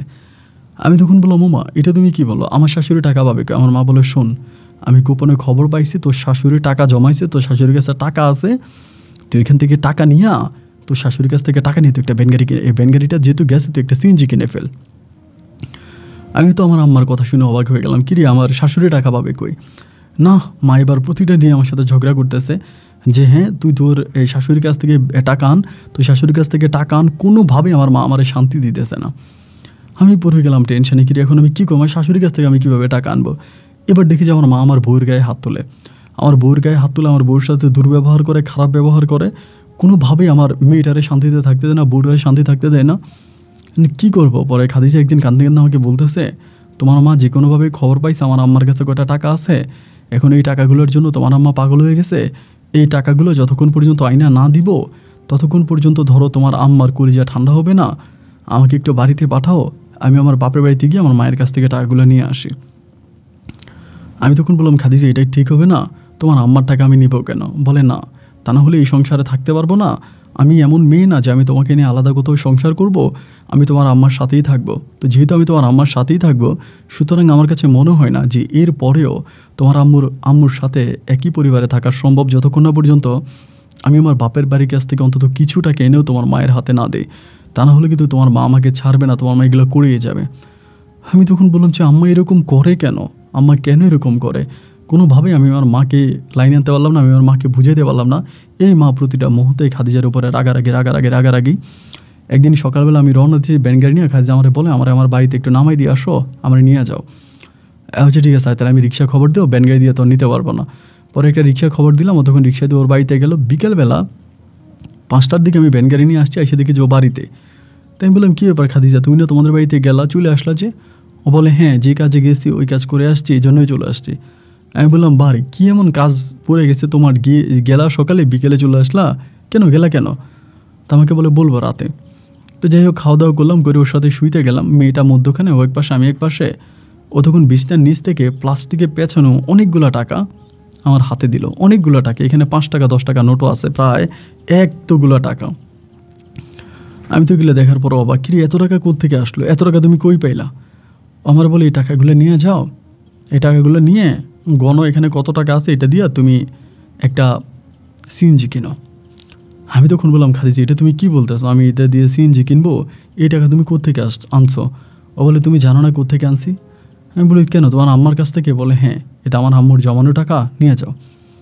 আমি বললাম, এটা আসলে আমার কাছ থেকে কেমন? বলেন, প্লিজ টাকাটা নিয়ে যাওয়ার কথা বললো না, টাকাটা নিয়ে যাও। তো জোরাজোরি করতেছে। আমি তখন টাকাটা নিলাম, নেওয়ার পরে সকালবেলা এটা গুনে দেখলাম প্রায় 4 লাখ টাকার কাছাকাছি ওইখানে আছে। 4 লক্ষ টাকার কাছাকাছি, বুঝতে পারেন কত টাকা। টাকা গুনতেই আমার অনেক সময় লাগছে, আমি সহ আরও 2-3 জন মিলে গুনছি, তারপর অনেক টাইম লাগছে। পরে সেই টাকা দিয়ে আমি তখন একটা সিএনজি দেখলাম, এবং আমি তখন এই টাকার মধ্যে একটা সিএনজি পাইলাম, একটা সিএনজি কিনলাম। আলহামদুলিল্লাহ, তখন আমার দিনটা অনেকটাই ফিরে গেল, ইনকামটাও বেড়ে গেল। আমি তখন আর শুধুমাত্র এলাকাতে নাই, আমি বড় বড় বাজারে যাই, বড় বড় বাজারে গিয়ে সিএনজি কিনি, মানে সিএনজি চালাই, খুব ভালো অবস্থানের মধ্যে আছি। এইভাবে আমার আম্মাও তখন মহা খুশি যে আমি সিএনজি কিনলাম এবং সিএনজিতে আমি খুব ভালো আছি। আমার আম্মাও তখন মহা খুশি। এইরকম করে সময়গুলো কাটতে কাটতে একদিন হলো কি, আমি আমাদের এলাকার বাজার থেকে আসতেছি, মানে মধ্যবাজার পর্যন্ত আসছি। আসার পরে আমাদের এলাকার এক লোক আমাদের বলতেছে, আরে এই কি বলে, তোর মোবাইল বন্ধ কেন? সোহানুর, তোর মোবাইল বন্ধ কেন? তোর আম্মার তো অবস্থা খারাপ দেখলাম। আমার ওই যে সিএনজি নিয়ে বাইরে এসে মোবাইলে চার্জ ছিল, মোবাইল বন্ধ হয়ে গেছে। পুরো দৌড়ে বাড়ির দিকে গেলাম। বাড়ির দিকে যাওয়ার পরে দেখতেছি যে বাড়িতে চিৎকারের শব্দ শোনা যাচ্ছে। এখন চিৎকারের শব্দ শুনে তাড়াতাড়ি বাড়ির ভিতরে ঢুকে দেখতেছি যে আমার মা মারা গেছে, প্রায় 15-20 মিনিটের মতো হয়েছে। আমার বউ কাঁদতেছে, গ্রামের অনেক মানুষ কাঁদতেছে, আমার বোনেরা আসতেছে, তাদেরকে খবর দেওয়া হয়েছে। মানে আমার এই লাস্টের দিকে আম্মা আমার বউর সাথে খুব অত্যাচার করেছিল টাকার জন্য। তো মায়ের এই মৃত্যুটা আসলে আমি মেনে নিতে পারিনি এভাবে, যে আমার মা এভাবে মারা যাবে। এটা আসলে আমার স্বপ্নও ছিল না আর কি। খুবই কষ্ট পেয়েছে মায়ের ওই মৃত্যুতে। যাই হোক, পরে মাকে দাফন কাফন করার জন্য সব রকম ব্যবস্থা করলাম, এবং রাতের মধ্যে মাকে মাটি দিয়ে দিলাম। আমার বোনেরা আসলো, বোনের শ্বশুরবাড়ি থেকে লোকজন আসলো, সবাই মিলে মায়ের দাফন কাফন সম্পূর্ণ করলাম। মায়ের দাফন কাফন শেষ হওয়ার পরে এই যেদিন আমার আম্মা মারা গেল, আল্লাহর কি হুকুম আর কি, সেদিন রাতে আমার সিএনজিটা চুরি হয়ে গেছে। সেদিন রাতে ধরেন সিএনজিটা, আমাদের বাড়িটা ছিল রাস্তার পাশে, মোটামুটি মেইন রাস্তার পাশেই। তো মেইন রাস্তার পাশে থাকার কারণে আমি ওই মেইন রাস্তার উপরেই সিএনজিটা রাখছিলাম। আম্মা মারা গেছে আর শরীরে হুঁশ ছিল না, সিএনজির চাবিও মনে হয় বাড়িতে আনি নাই, সিএনজিতে মনে হয় চাবি লাগানো ছিল। ওই রাতের মধ্যে আমার সিএনজিটা চুরি হয়ে যায়, এবং সিএনজিটা চুরি হয়ে গেল। তখন মানসিকভাবে অনেকটা ভেঙে পড়ছি। একে তো মা মারা গেল, তারপরে সিএনজিটা হারাই ফেলছি। কোনোভাবে আমি আর স্থির থাকতে পারতেছিলাম না। মেয়েটাও তখন বড়, তারও খরচ বেড়ে গেল, টাকা পয়সা ইনকাম করতে পারি না, চলতে পারি না, বউ বাচ্চা নিয়ে তখন খুব অভাবে দিনগুলো কাটতেছে, প্রচণ্ড রকমের অভাব, এতটাই অভাব যে আসলে বলার মতো না। মা মারা গেল, অনেক দিন হয়ে গেল, এবং মানে এরকম একটা অবস্থায় হলো যে আমি 3 বেলা 3 মিনিটও ভাত খাওয়ার মতো আমার তখন অবস্থা নাই। তা হঠাৎ করে আমাদের পাশের গ্রামের এক লোক, উনি বিদেশ থাকে, উনি টাকা পয়সার মালিক, সে বলতেছে যে তার মায়ের জন্য কিডনির প্রয়োজন, তার মায়ের 2টি কিডনি নষ্ট হয়ে গেছে, একটা কিডনি লাগবে, তাই কিডনি মিলানোর জন্য লোক চাচ্ছে, এবং তিনি টাকাও দেবে, প্রায় 4-5 লাখ টাকা দেবে, এরকম করে বলতেছে। তাই আমার ভিতরে মনে হলো যে আমার সাথে মিলে কিনা আমি দেখবো। আমাদের গ্রামে অনেকেই গেছে, কারোর সাথেই মিলে না, সবাই দিছে, কারোর সাথেই মিলে না। পরে আমি সব গেলাম, যাওয়ার পরে দেখলাম যে আমার সাথে ম্যাচ হয়েছে, আমি কিডনি দিতে পারবো। কারণ আমি বললাম যে ঠিক আছে ভাই, আমি কিডনি দিব, কত দিবেন আমারে?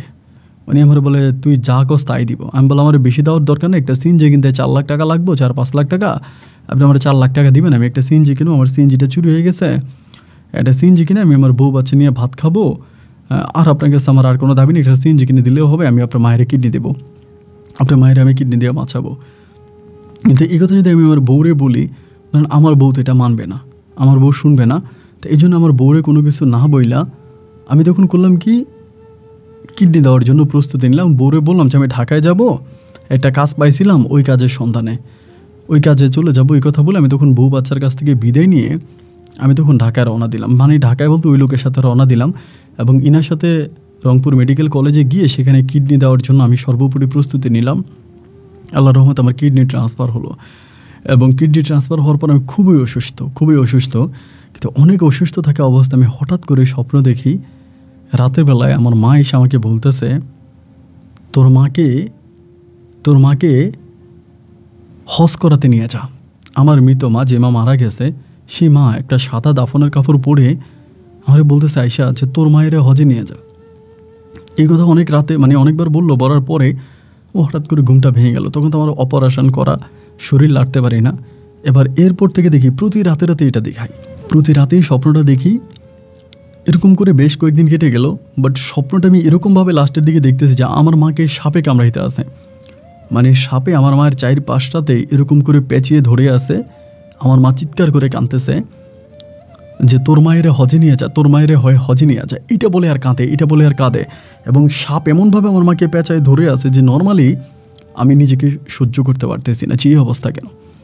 একটা সময় সুস্থ হয়ে বাড়িতে আসলাম, সে লোক আমাকে টাকাও দিল, আমি সিএনজি কিনবো, সেকেন্ড হ্যান্ড সিএনজি কিনবো, পুরাতন খোঁজ খবর লাগাইছি কোথায় সিএনজি পাওয়া যায়। কিন্তু প্রতি রাতে আমি এই স্বপ্নটা দেখি। এবং একদিন রাতে আমি এত ভয়ানকভাবে স্বপ্ন দেখি যে আমার মায়েরে সাপে এরকম ঠোমর দিয়ে দিয়ে আমার মায়ের মাংস খাচ্ছে, আমার মায়ের মুখের শরীরের মাংস ঠোমর দিয়ে দিয়ে খাচ্ছে। আর আমার মা এই মরে যাচ্ছে আর আমাকে বলতেছে যে সোহানুর তোর মায়েরে হজে নিয়ে যা, তোর মায়েরে হজে নিয়ে যা, সোহানুর তোর মায়েরে হজে নিয়ে যা, ওই সোহানুর তোর মায়েরে হজে নিয়ে যা। এরকম করে আমার মা চিৎকার করে করে কান্না করে করে বলতেছে। তাই আমি কী করবো, মানে এরকম যে করতেছে, কিন্তু মৃত মানুষকে আমি হজে নিব কেমন করে।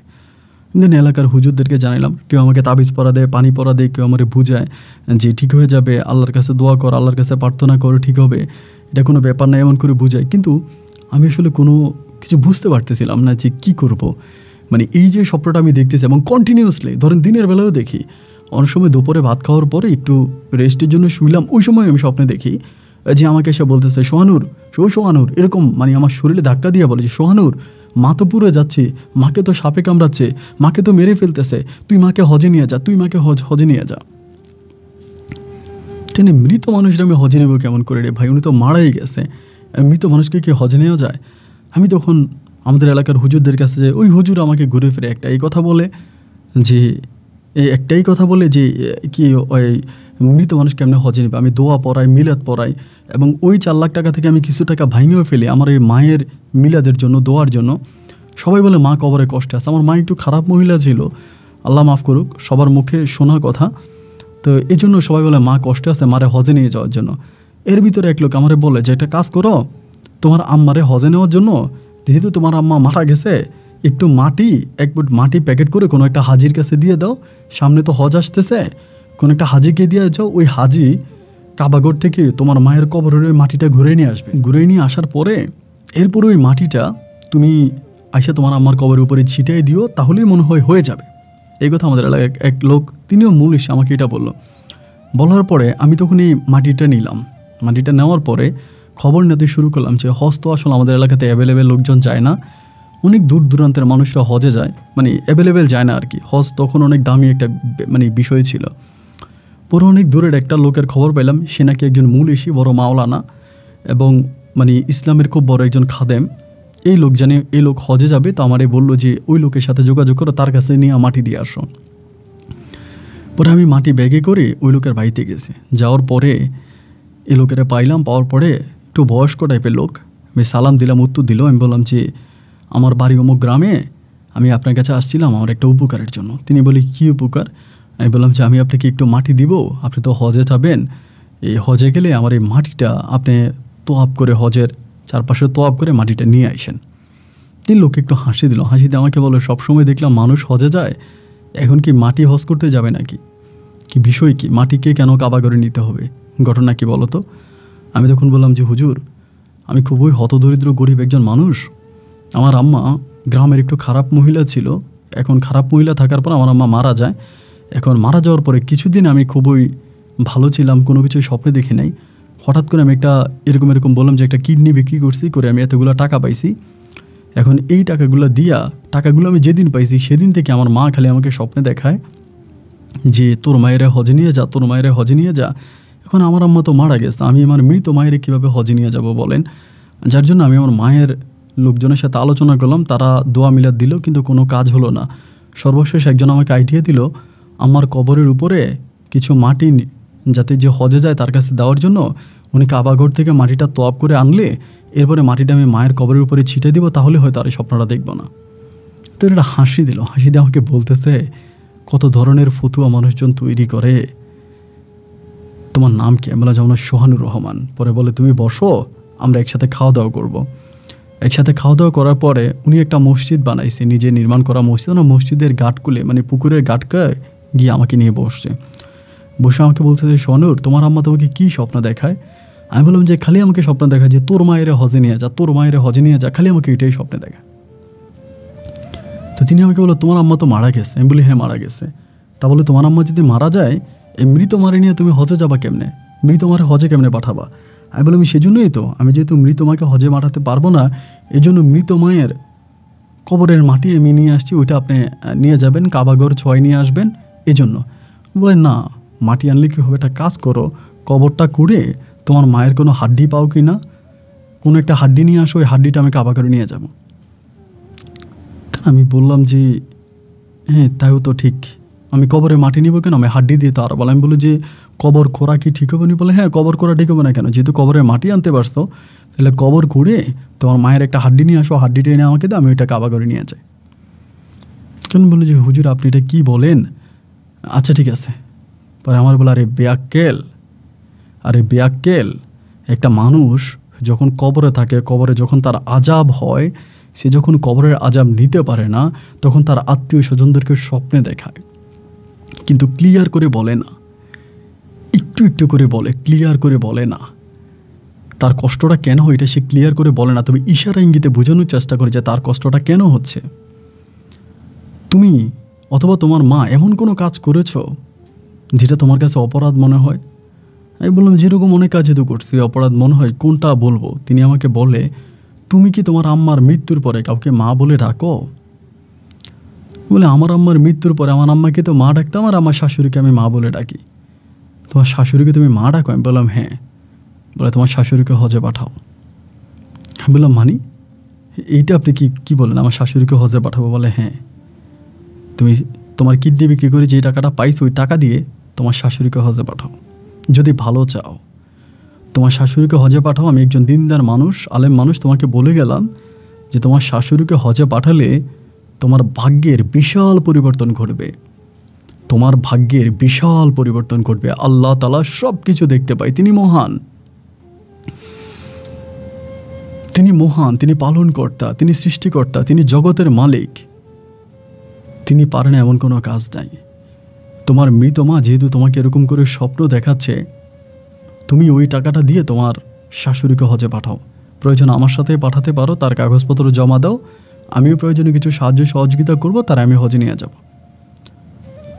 আচ্ছা হুজুর ঠিক আছে, তাহলে আমি বাড়িতে গিয়ে আমার বউর সাথে আলোচনা করে। বলে হ্যাঁ যাও। পরে বাড়িতে আসলাম, আসার পরে মুখটা খুব কালো করে বসে আছে, কারণ টাকা তখন সে সিএনজি কেনার জন্য, এখন সিএনজি না কিনে এই টাকা দিয়ে শাশুড়িরে হজে পাঠাবো, এটা কেমন কথা? তা বউ আসছে, আসার পরে বলতেছে কী ব্যাপার, আপনার মন খারাপ কেন, মুখ কালো কেন? হ্যাঁ বললাম যে না মুখ কালো না। বলে কবরের মাটি কি দিছেন? হ্যাঁ বললাম কবরের মাটি তো দিই নাই, কবরের মাটি নিয়ে আসছি। বলে কেন? আমি বললাম ওই হুজুর তো আমার একটা কথা বললো, এখন কিভাবে তোমারে বলি? বলে বলেন না কি বলছে? আমি বললাম বউরে হুজুর বললো আমার মা আমাকে যে স্বপ্নটা দেখে, এই স্বপ্নটা দেখানোর কারণ একটাই, আমার মা আসলে কবরে গিয়ে আমাকে এটা বুঝায় যাতে আমি আমার শাশুড়িকে হজে পাঠাই। হুজুর আমাকে বলতেছে আমি যাতে আমার শাশুড়িকে হজে পাঠাই, তোমার মাকে হজে পাঠাইতে বলতেছে। একথা বলা মাত্রই আমার বউ তখন কান্না করতে শুরু করে। আমার বউয়ের গাল দিয়ে তখন একদম বৃষ্টির ফোঁটার মতো পানি বেরোতে শুরু হয়। আমি তখন বললাম কী ব্যাপার খাদিজা, কাঁদতেছো কেন? আমাকে বলে 1 টাকা 2 টাকা 10 টাকা 5 টাকা করে জমিয়ে আমার মা প্রায় 4 লাখ টাকার মতো জোগাড় করছিল। এই বছর হজে যাবে পরিকল্পনা করছিল টাকাগুলো দিয়া, কিন্তু তোমার মা কার কাছ থেকে জেনে গেছে যে আমার মা টাকা জমাচ্ছে হজে যাওয়ার জন্য। এটা জানার পরে তোমার মা আমার মাকে এমনভাবে প্রেশার দিল, আমাকে এমনভাবে প্রেশার দিল যে তোমার সংসার করতে হলে আমার মায়ের কাছ থেকে টাকাটা আনতে হবে। আমি আমার মাকে গিয়ে কান্না করে বললাম যে মা এই ঘটনা। মা আমাকে বলে তুই তো আমার সন্তান, হজে আমার যাওয়ার স্বপ্ন ছিল, ঠিক আছে, যেহেতু তোর শাশুড়ি তোকে প্রেশার দিয়েছে টাকার জন্য, টাকাটা নিয়ে যা, আমি হজে যাব না। কিন্তু আমার মা যখন বললো হজে যাবে না, তখন আমার মায়ের চোখের পানিগুলো টলমল করে পড়তেছিল। আমার কাছে মনে হয় যেন আল্লাহর আরশটা কেঁপে উঠলো। আমার মা আমার হাতে যখন টাকাগুলো দিয়ে দেয়, মা উপরের দিকে তাকিয়ে বলে আল্লাহ গো তোমার কাবা গড় দেখা আমার পূরণ হলো না আল্লাহ।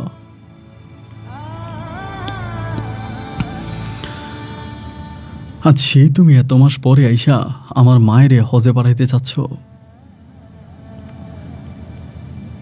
আমি বললাম, ও আমার বলে টাকা পাবা কেউ কিন্তু জানে না যে এই ঘটনা।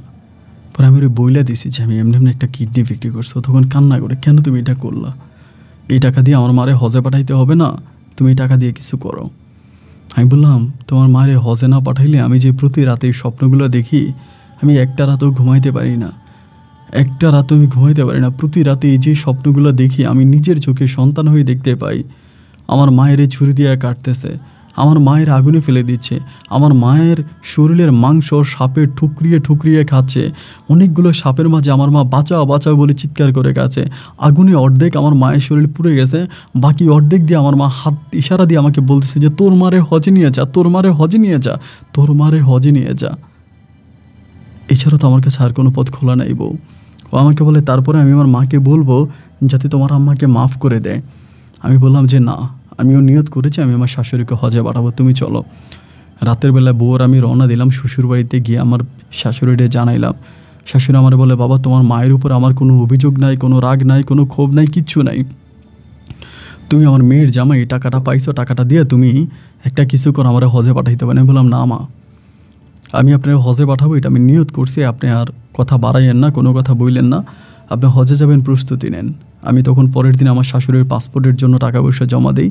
খুব তাড়াতাড়ি পাসপোর্ট সম্পন্ন করে ওই হুজুরের সাথে কথাবার্তা বলি এবং হুজুরের ওয়াইফ যায় এবং তার বাড়িতে আরও কিছু মহিলা যায়, তাদের সাথে আমি তখন আমার আম্মাকে হজে পাঠিয়ে দিই। আমার শাশুড়ি মাকে হজে পাঠাই এবং আমার শাশুড়ি মা তখন হজে যায় এবং উনি হজে যায়। আমি তখন আস্তে আস্তে বাড়িতে পড়ে আসি এবং শাশুড়িকে হজে পাঠাইছি এটা জানার পরে আমার এলাকার লোকেরা অনেক সদৈবান হয়, সবাই আমাকে সাহায্য সহযোগিতা করে। আমার শাশুড়িকে হজে পাঠানোর পরেও অনেকগুলো টাকা আমার বেঁচে যায় এবং আমার শাশুড়িকে হজে পাঠানোর প্রায় 3 ভাগের 2 ভাগ টাকাই ওই লোকটাই দিয়ে দেয়। যে একটা লোক আছে যে যার সাথে আমার শাশুড়ি যাবে, ওই মাওলানাটা, যিনি বলে যে আমার শাশুড়িকে হজে পাঠানোর জন্য তিনি অনেকটা টাকা দেয়।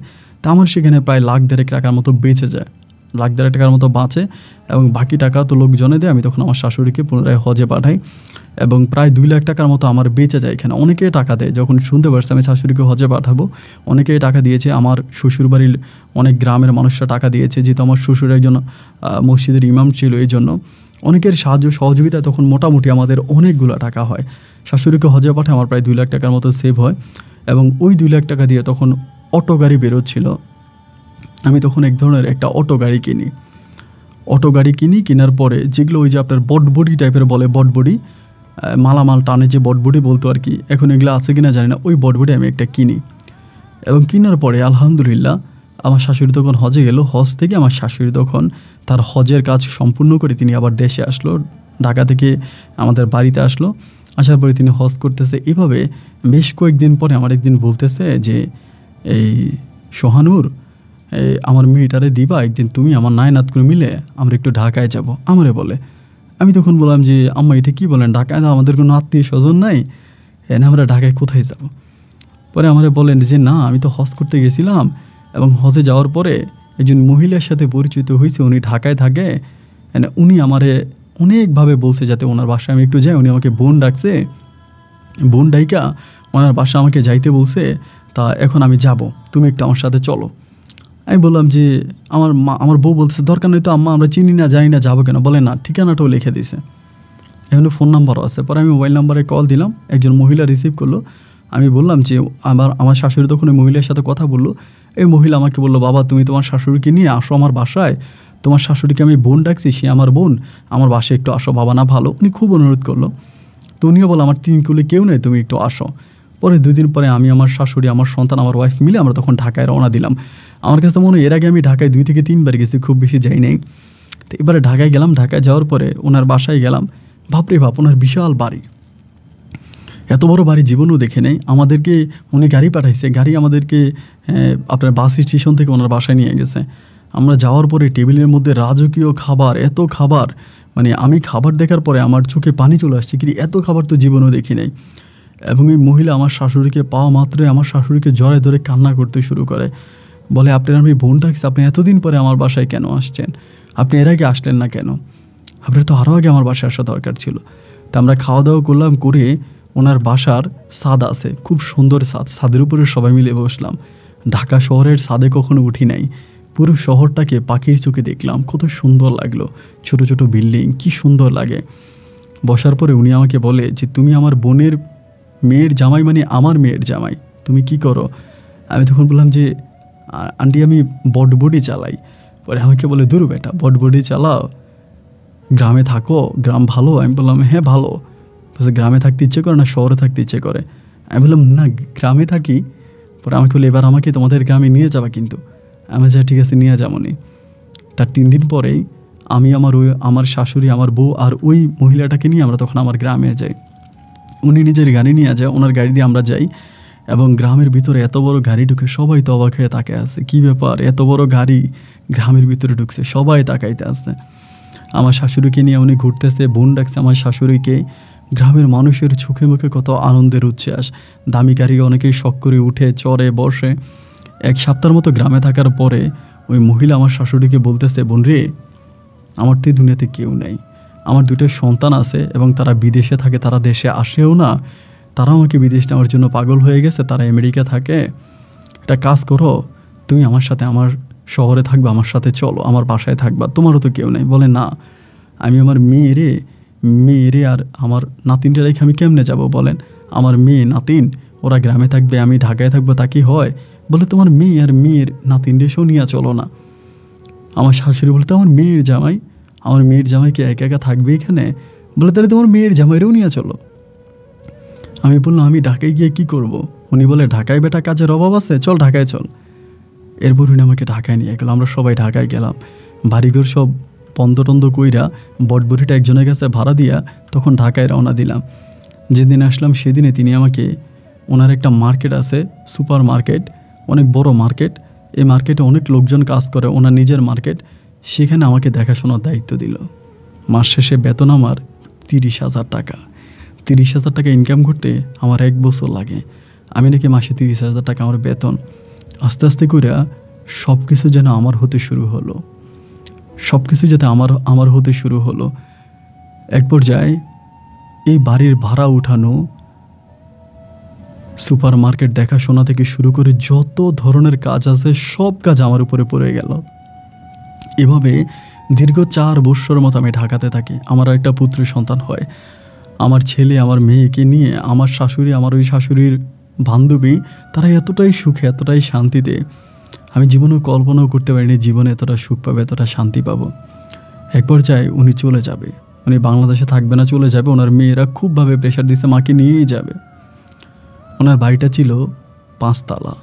5 তলা বাড়িটা, উনি বলে যে আমার বাড়িটা তো 5 তলা, আর আমি গেলে তো আর আসবো না, আমার মেয়েরাও তো কখনো আসবে না, একটা কাজ করে 5 তলা বাড়ির নিচতলায় একটা এতিমখানা বানাও, এবং এতিমখানাটা চলার জন্য যে টাকার প্রয়োজন হবে সেই টাকাটা আমার সুপার মার্কেট থেকে আসবে। আমার সুপার মার্কেটের টাকা দিয়ে এতিমখানাটা আর আমার মসজিদটা চলবে। বাকি যে 4 তলা আছে, এই 4 তলা ভাড়া দিয়ে তুমি তোমার বউ, তোমার সন্তান এবং তোমার মাকে নিয়ে ভালো থাকবা। এইভাবে আমি বাড়িটা তোমাদেরকে দিয়ে যেতে চাই। আমি তখন বললাম না এসবের কী প্রয়োজন আছে? প্রয়োজন উনি আমাকে বলে যে না আমি দিয়ে যেতে চাই। উনি একইভাবে মাদ্রাসার নামে, এতিমখানার নামে ওনার নিচের যেই ফ্লোরটা আছে ওই ফ্লোরটা উনি দিয়ে দেয়, এবং বাকি 4 তলা আমার শাশুড়ি মায়ের নামে তথা আমাদের নামে উনি দলিল করে দেয়। এরপর উনি চলে যায়। দীর্ঘ 2 বছর পর উনি আবারও আসে, এসে দেখে আমি খুব সুন্দর করে এতিমখানাটা চালাচ্ছি এবং ওনার যে সুপার মার্কেটের ভাড়া পাই সেই ভাড়া দিয়ে এতিমখানাটা খুব সুন্দর চলতেছে। তিনি আমার জন্য দোয়া করলেন এবং তিনি আমাকে, আমার বউকে, আমার মাকে, আমার 2টা সন্তানকে আমেরিকা পর্যন্ত নিয়ে গেলেন। আমরা আমেরিকাও দেখে আসছি, আল্লাহ আমাদেরকে আমেরিকা দেখাইছে। এর পরের বছর আমি, আমার বউ, আমার শাশুড়ি আমরা আবারও হজে যাই, আমরা আবারও হজ সম্পাদন করি। আজকে ঢাকা শহরে আমার বাড়ি আছে, একটা গাড়ির মালিক আমি, একটা এতিমখানা আমার আন্ডারে চলে, সুপার মার্কেটটাও আমার, কয়েক কোটি টাকার মালিক হয়েছি। এখন গ্রামে গেলে সবাই তাকায় থাকে, সবাই বলে বাপরে বাপ বড় সাহেব আসছে। আমি তো সেই বড় সাহেব, যে বড় সাহেব একটা সময় মানুষের জমিতে কাজ করতাম। আমি তো সেই বড় সাহেব, যে বড় সাহেব একটা সময় ভ্যান গাড়ি চালাইতাম। আমি তো সেই বড় সাহেব, যে বড় সাহেব একটা সময় বটবডি চালাইতাম। আমি তো সেই বড় সাহেব, যে বড় সাহেব 2 মুঠো ভাতের আশায় সারাটা দিন রাত রাস্তায় ঘুরতাম, এই বড় সাহেব আজকে কোটি টাকার গাড়ি নিয়ে গ্রামে ঢুকছে। ওই বড় সাহেব আজকে গ্রামে মসজিদ বানিয়েছে, মাদ্রাসা বানিয়েছে, গ্রামের প্রতিটা মানুষকে বলে দিয়েছে বিপদে পড়লে যেন আমার বাসায় চলে আসে। যাদের বিয়ে শাদী হবে, টাকা থাকবে না, আমি আমার নিজ দায়িত্বে সেই সন্তানদেরকে বিয়ে দেব, টাকা দিব। গ্রামে উপবৃত্তি চালু করেছি আমার শাশুড়ির নামে একটা ফাউন্ডেশন, যে ফাউন্ডেশনে অনেক মহিলাদেরকে বয়স্ক ভাতা দিচ্ছি, চিকিৎসা ভাতা দিচ্ছি, স্টুডেন্টকে পড়াশোনার টাকা দিচ্ছি। আজ আমি একজন ধন্যার্থ ব্যক্তি, আল্লাহ আমাকে যা দিয়েছে আমি তা ভুলবো কেমন করে? ও রাব্বুল আলামিনের কাছে আমার একটাই চাওয়া, আমার মা যেন ভালো থাকে। আমি জানি আমার মা হয়তো কষ্টে আছে, আমার মা তার জীবন দশে অনেক কষ্ট করেছে। আমার শাশুড়ির উসিলা, আমার উসিলা, আমাদের হজের উসিলা আল্লাহ তাআলা যেন আমার মাকে মাফ করে দেয়, এটাই হচ্ছে আপনার কাছে আমার চাওয়া। আপন ভাই, আপনি একটা এতিমখানা চালান, কুমিল্লাতে আপনার একটা এতিমখানা আছে, শুনে অনেক ভাল লাগে, অনেক দেখার ইচ্ছা। যদি কোনো দিন আসি, আপনি আমাকে আপনার এতিমখানায় নিয়ে যাবেন, আর আপনি যদি ঢাকায় আসেন আমার এতিমখানাটা ঘুরে যাবেন। ভালো থাকবেন ভাই। আর যদি পারেন আমাদের এই গল্পটা প্রচার করবেন। আমার শাশুড়ি আপনার অনেক বড় একজন ভক্ত, আমার শাশুড়ি আপনার গল্প শুনে। আপন ভাই ভালো থাকবেন, আমার শাশুড়ির জন্য দোয়া করবেন, তিনি অনেক অসুস্থ, আল্লাহ যেন তাকে হায়াতে তৈবা দান করে। আসসালামু আলাইকুম।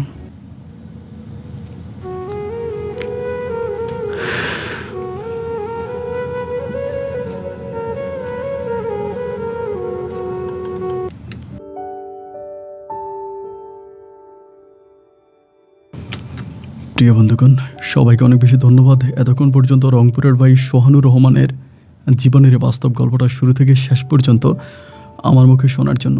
বলেন তো গল্পটা কেমন লেগেছে? এখনই বলেন। হ্যাঁ, শুধু গল্প নয়, আমার কাছে মনে হলো যে আমার অন্তরটা ভরে গেল গল্পটা রেকর্ড করার পরে। এতটাই শান্তি পেলাম যেটা আসলে বলার মতো না, এবং আমার অনেক দিন পর্যন্ত এই গল্পটা মনে থাকবে। তিনার এতিমখানার ভিডিও তিনি আমাকে পাঠিয়েছে, ওখানে কম করে হলেও 100 জনের উপরে বাচ্চা আছে, অনেক বড় এতিমখানা। আপনাদের দোয়ায়, আপনাদের রহমতে আমারও একটা এতিমখানা আছে। তো আমার এতিমখানাটার জন্য সবাই দোয়া করবেন। আমি আমার সাধ্যমতো চেষ্টা করি এতিমখানাতে আমার এতিমখানাটাকে ভালোভাবে রাখার জন্য। আপনারা অনেকেই দান সরকাত করতে চায়, অনেকেই বলে, কিন্তু আমার আসলে প্রয়োজন হয় না। যদি কখনো প্রয়োজন হয় আপনাদেরকে জানাবো। এখন আমার এতিমখানাটার জন্য দোয়া করবেন। এবং আমাদের এই সোহানুর রহমান ভাই, ওনার বাড়ি মিরপুরে ওনার বাসা, এবং সেখানকার তিনি খুব সম্মানিত একজন ব্যক্তি, বর্তমান সময়ে খুব বড় একজন ডোনার, এক কথায় বলা চলে। আল্লাহ কত মহান, আল্লাহর দান কুলায় না, বন্দার দান। আর কেমনে যে বলে যে বন্দার দান কুলায় না, আল্লাহর দান পুরায় না, গ্রামের ভাষায় বলে কথাটা। আমার মা বলে মাঝে মাঝে শুনি যে বন্দার দান কুলায় না মানে দিতে দিতে অধৈর্য হয়ে যায়, আর আল্লাহর দান পুরায় না মানে দিলেও শেষ হয় না। এটাই হচ্ছে আল্লাহর দান। এই জন্য দান সরকার করার জন্য কোনো চিন্তা করবেন না। মনে রাখবেন, আপনি 1 টাকা আল্লাহর রাস্তায় দান করলে আল্লাহ অন্য পথে আপনাকে 10 টাকা এনে দেবে। তারই জ্বলন্ত প্রমাণ আজকে আমাদের সোহানুর ভাই। সবাই ভালো থাকবেন, সুস্থ থাকবেন। আপনাদের সুস্থ থাকার প্রত্যাশা। আমি আপনার আজকের মতো এখানে বিদায় নিচ্ছি। দেখা হবে আমার সাথে আপনাদের অন্যদিন অন্য কারো বাস্তব জীবনের গল্প নিয়ে। গল্পটা আমি যেদিন রেকর্ড করছি, এই দিনটা বাংলাদেশের জন্য খুব ভয়াবহ একটা দিন। বাংলাদেশের কোটা সংস্কার আন্দোলন চলতেছে, এবং আমি জানি না যে এটা আসলে শেষ পর্যন্ত কী হবে। এবং এই গল্পটা রেকর্ড করা পর্যন্ত আমার চ্যানেল থাকবে কিনা, আমি থাকবো কিনা, খুব ভয়াবহ দিন পার করছে। আল্লাহ যেন আমাদের সবাইকে রহমত করে, এবং এই কোটা সংস্কার আন্দোলন যেন সফল হয়। সবাই ভালো থাকবেন, সুস্থ থাকবেন, এই শুভকামনায় আজ এখানে বিদায়। আল্লাহ হাফেজ এন্ড আসসালামু আলাইকুম।